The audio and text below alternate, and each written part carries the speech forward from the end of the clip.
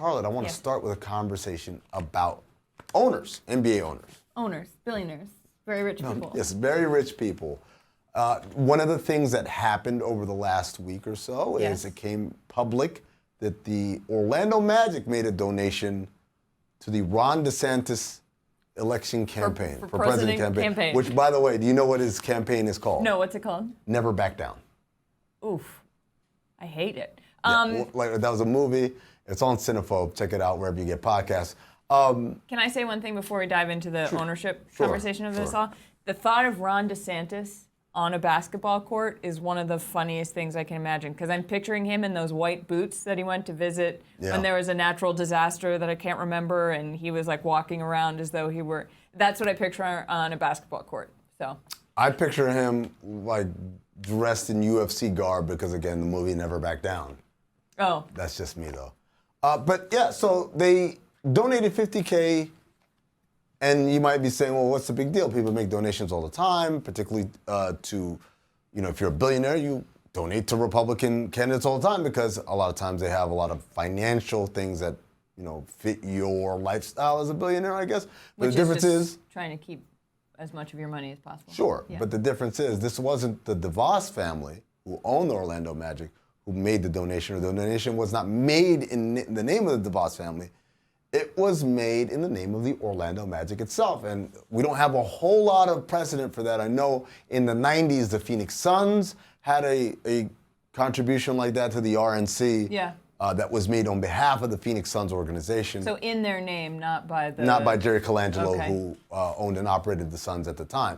But basically, there's not a whole lot of examples of this. And so, a lot of people are upset, given that Ron DeSantis has some really, really disgusting takes on history, on slavery being beneficial to black people, of preventing critical race theory being taught in Florida schools. Don't say gay. Don't say gay. All of that abhorrent. He's got a lot of, societal red flags around him.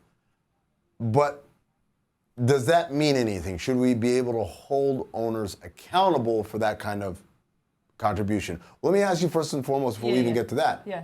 Do you think there's anything wrong with them using the Orlando Magic name rather than their own name? I do. I think it's sort of a direct shot at fans who may not agree with their politics. I think that it's putting a flag in the sand, or whatever the saying is, and being like, hey, this is how we feel, and we're going to use something that other people love, something that means something to other people, to support a candidate whose policies are so rooted in hate. It's just like, it's some sort of mind game. I don't understand what the point of it would be. If you want to give money as a family, obviously Betsy DeVos was in Trump's cabinet as his Secretary of Education, that it makes me think this has to be some sort of PR thing to either win favor with voters who will like this. I mean, we're in Florida. Ron DeSantis is the governor of Florida. But it just feels like, are other teams now going to start doing this? Is this going to become a litmus test of some sort? It feels so unnecessary. Let me ask you a question. If the candidate they donated to was someone who wasn't objectionable, like Ron DeSantis, if it was someone whose, dare I say, whose political ideologies aligned with yours, would you have a problem with it? I think it would be if they donated to a candidate whose ideology is going to be beneficial for who the players represent. For mostly people of color. If that's if that's in line and that's the way that you're going to show your team or the community that they go out and serve, then I don't think it's as much of a problem. See, I think the problem is you're donating in the name of the team. Regardless of what your politics are. To me, that's the issue. Obviously, it's easy with DeSantis because, as I said, so many societal red flags that this guy throws up as a elected official who clearly does not want to represent the totality of the population. He wants to represent a very specific segment, a segment that is driven by hate, driven by prejudice, driven by wanting to keep power and influence concentrated with a certain group. But to me, even if it was like my dream candidate, person who kumbaya wanted, it's not politics. It's actual societal issues, right? It's like right? human rights. Right, it's human rights, right? But this is politics in its purest form. You are donating money to the political campaign of someone. And I get it. as the steward of a sports franchise, you owe it to the health of your organization to have a strong relationship with local government, be it city, municipal, state level, national level. But having said all that, I think you could do that hush-hush behind the scenes, and you can always do that from a personal standpoint. I think one of the things you're looking at here is the idea that you're politicizing the Orlando Magic. It's not Rich DeVos and the DeVos family are staunch Republicans. It's the Orlando Magic are staunch Republicans, and that's a very big difference. Because if the team is apolitical, then it is safe for everybody. It's safe for Democrats, Republicans, Green Party, libertarians, non-ideologues. But once the team makes a contribution, now you've kind of you painted yourself into a corner. The other part of this, though, should there be any consequences for that?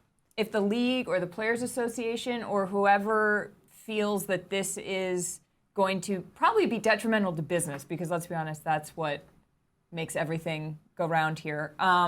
I think that there would be an incentive to be like, don't do this. Like, if you're going to alienate half of your fan base, why would you donate in the name of a team? And I think that there would be consequences if they feel like it's going to cut into their bottom line enough. But I don't necessarily know. Is there anything anyone can do right now? So this is a statement. On August 3rd, the Players Association made this statement about the Magic political donation. And I read verbatim. Quote, a political contribution from the Orlando Magic is alarming given recent comments and policies of its beneficiary.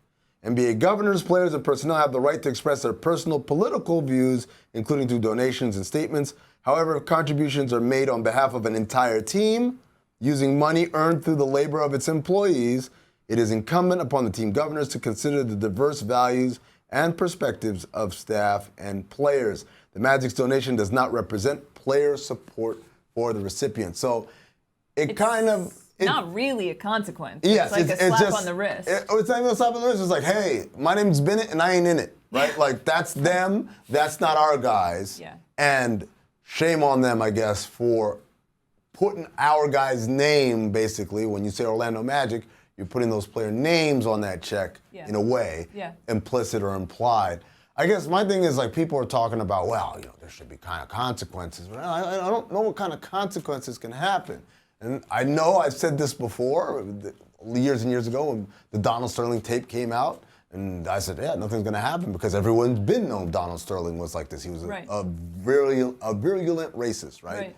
And then, obviously, the Clippers were forced to sell. And then later on, obviously, in the last year or so, Robert Sarver went through his scandal out in Phoenix, and including emails that he sent to the league using the N-word in completion. So, they had the smoking gun, as I said. They've been knowing the guy's a kook, but they couldn't do anything about it. And then, again, he got pressured into selling. I think the biggest thing that people don't pick up on in those two cases were those were two owners who did not have a great relationship with their local government. Mm-hmm. Nobody in Phoenix liked Robert Sarver. Nobody in LA liked Donald Sterling, right? Particularly those in political office. So when the time came to shove them out the plane, so to speak, there was a line of people ready to do that. Yeah. The DeVos family is incredibly connected and powerful in the state of Florida. Yeah. They have a good relationship with their local government. So I don't know who's going to be the person who shoves them out the plane. Because contrary to popular belief, it is not like fan uproar or anything like that. It is typically usually the local business and local politicians that have the bigger say in that. Yeah, it's only other rich people who can actually affect what owners of a team do. I mean, look at the Knicks. Fans have been chanting, sell the team for years. It's not going to happen. The money doesn't make sense. And until New York pushes him out somehow, until other owners get so sick of James Dolan, it's not going to happen. And so I don't even know where a consequence could come from. Yeah. Just don't donate to candidates in the name of a team. Yeah, I think that's... I think they would have avoided all of that if they just kept the Orlando Magic name out of it. Also, don't donate to Ron DeSantis, sorry. Up next. Yeah, enough serious talk. Let's get goofy. Ding dong, ding dong.